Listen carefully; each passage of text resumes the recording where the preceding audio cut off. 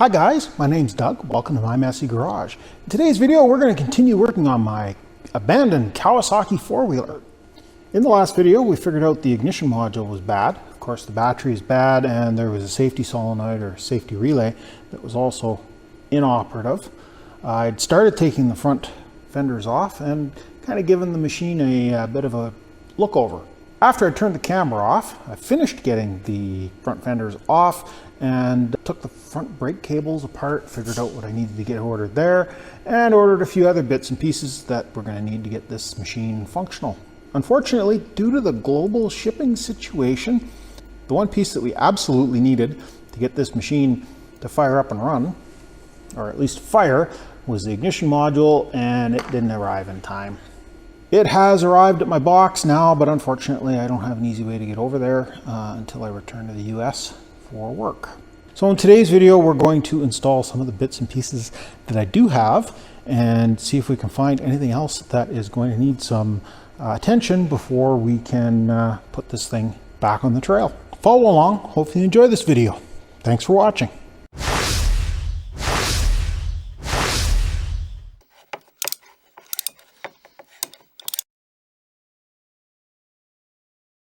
The first item on the list is the neutral safety switch or neutral safety relay.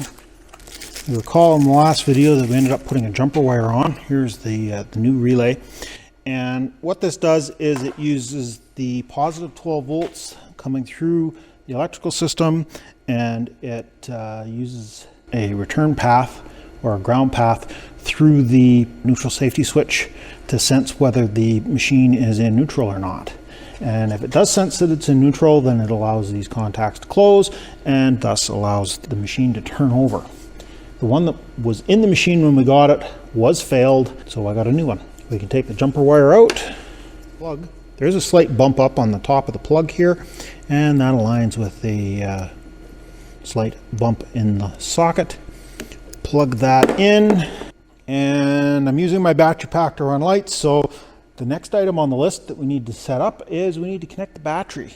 The battery I got is a relatively inexpensive motorcycle battery. I got it from a parts store while I was in the US for work last time. I have filled the battery up to the maximum level with acid and charged it up according to the instructions that came with it. We've got our vent hose that needs to go down through the hole in the bottom, and a daily tie wrap to some piece of structure underneath the machine so that it dribbles any spilt acid out on the ground instead of onto the chassis, causing corrosion. We have our less than ideal connector here, kind of ugly, and our ground lead. Let me get some tools and we'll see about replacing this connector. Here's the connector we're going to use for re-terminating this battery. This is one of those heat shrink style ones that I've been using in my marine environment. However, I don't have my heat shrink gun with me today, so we're going to just crimp this on, and we'll have to come back with the heat gun at a later date and tidy that up.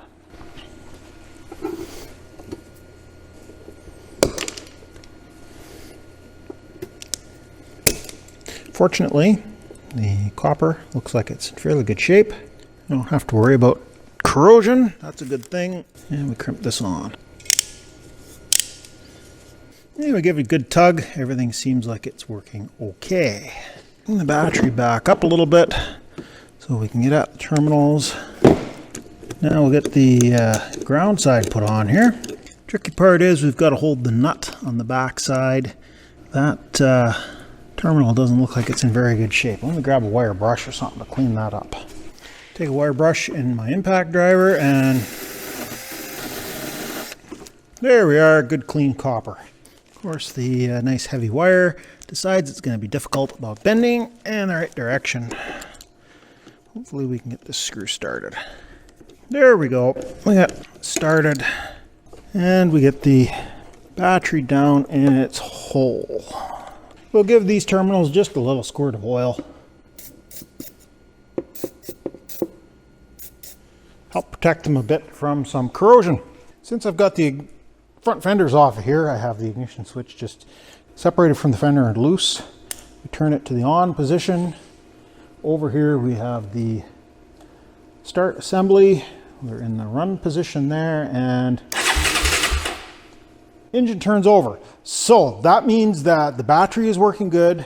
Everything else that we verified in the last video is working good, and the new starter safety solenoid is working.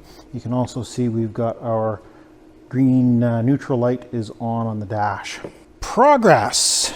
Next item on the list is the front brakes. This is a brake splitter, mounts down to the frame assembly down there, and this cable comes up to the single hand actuator, and then the two front brake cables come out the bottom.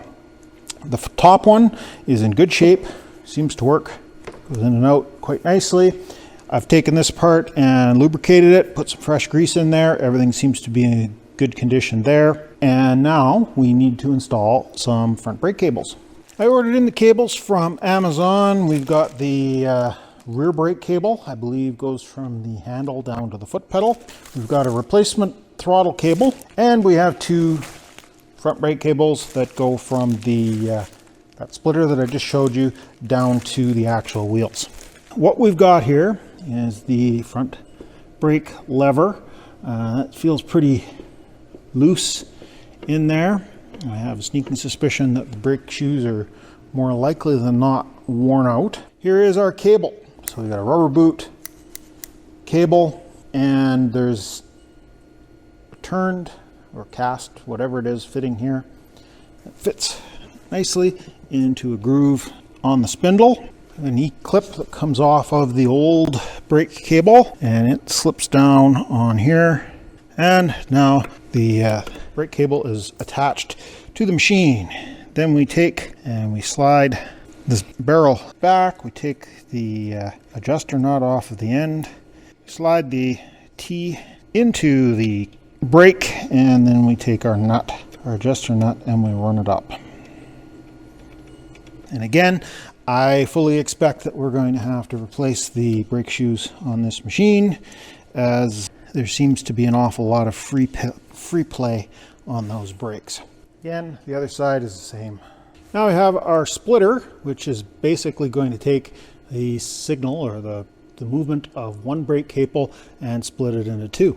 And that will have to get joined down underneath on the frame. I don't know how well this is going to show up, but I'll try and do it in front of the lens.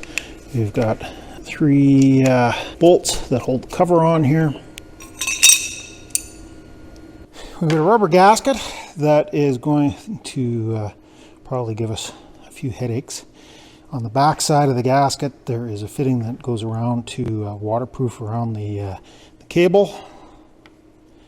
And the cables come up into the splitter bracket. Of course, this all has to be done in behind, so I'll have to move you guys around so you can see what I have to work with. Here is our splitter. We'll feed the front brake cable kind of up where it has to go, towards the handlebar. Get rid of the gasket. Pop the T-bar out of there.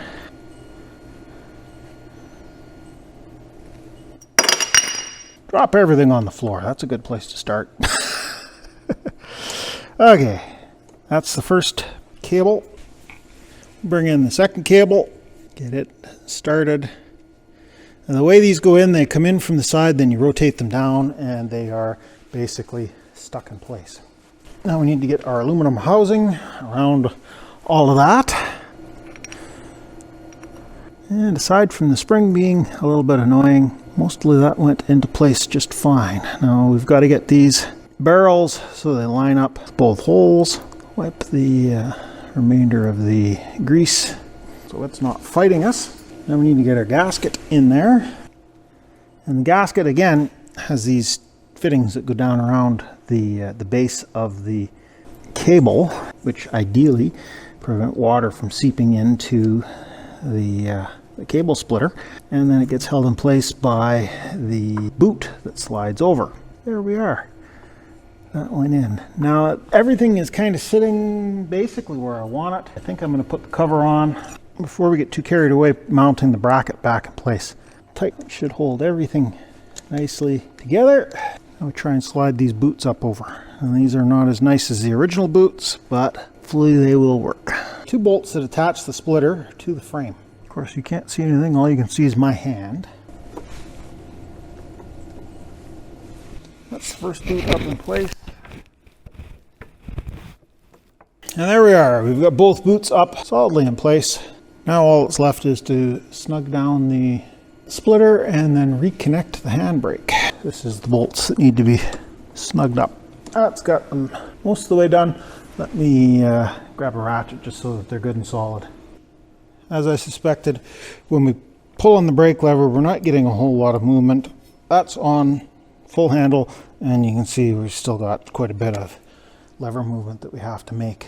Now I can snug these up a bit, however, I don't want to do too much because the end of this stud that sticks out can interfere with the back of the wheel, and we don't want to cause any interference issues.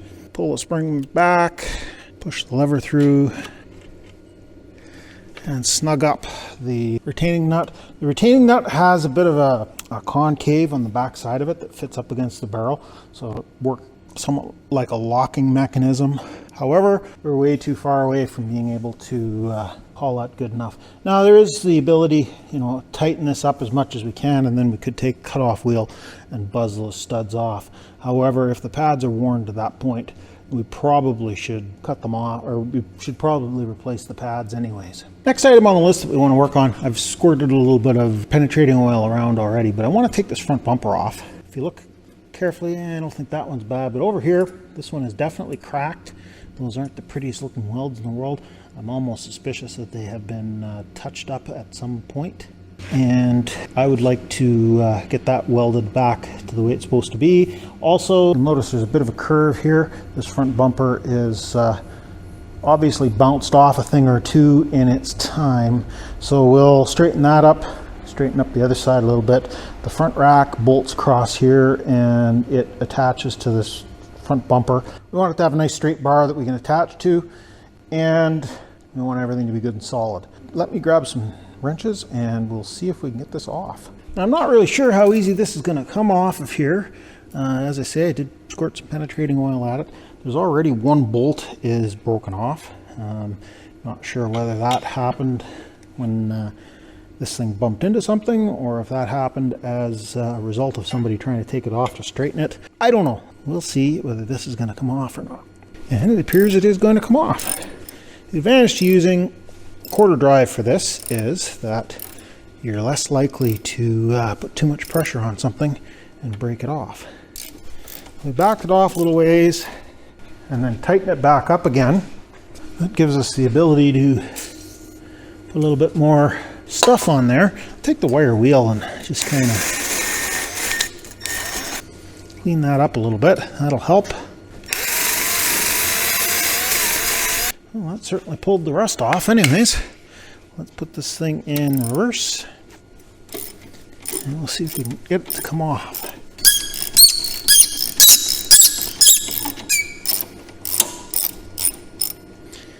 There we are, first one. That doesn't feel good. That feels like it is not moving. Oh, we got a little bit of movement out of it. Best way to do this is work it back and forth just a little bit.